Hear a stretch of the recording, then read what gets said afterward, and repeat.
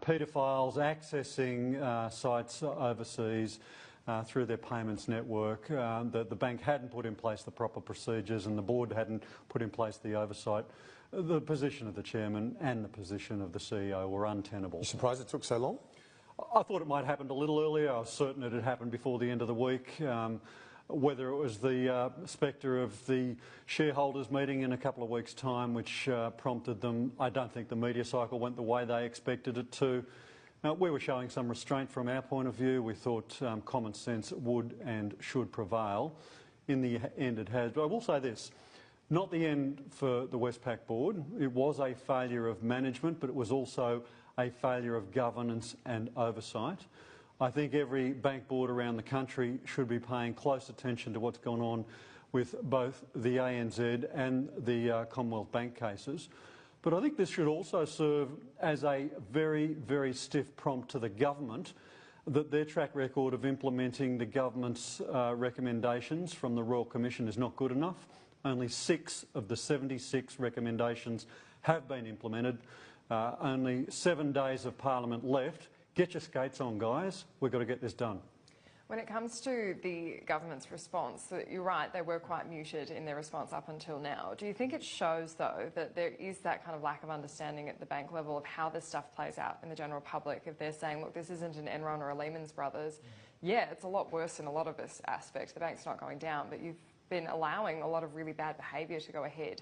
Is that a cultural problem that we need to be addressing? Look, I think they're way out of touch, quite clearly.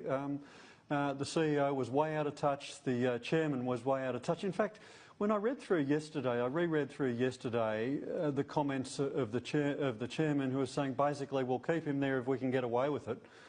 That was what prompted me, frankly, to intervene and say, not good enough, time's up, you've got to go. If the instinctive response of the chairman is not to take responsibility but to say, do we think we can get away with this? And that's very, very wrong. And I think every board in every bank and every financial institution in the country has got to revisit the lessons of the Royal Commission, not just the recommendations, but the public outcry that led to the Royal Commission. Well, that's the surprising thing, isn't it? I mean, given what a shocking period they've had at every level in terms of the cultural problems that an individual could be of that view. Let's just ride this out. Yeah, absolutely the wrong instinct from both the board and the chairman, and I think it's got to send a very, very clear message to every bank and every bank board around the country. If we thought the Royal Commission was over, and if we thought the uproar, the concern in the public was over, it's not. And every time one of these instances comes up and it's not well handled, then the public is going to have the same response.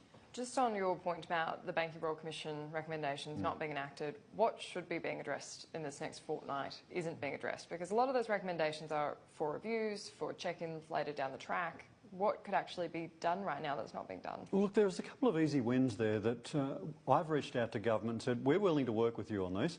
Bring the legislation in, it'll see a quick passage through the Parliament. I've previously identified the anti-hawking laws.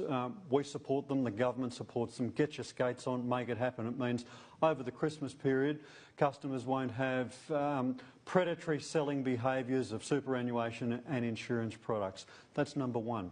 Number two, reforming the claims handling processes for general insurance products.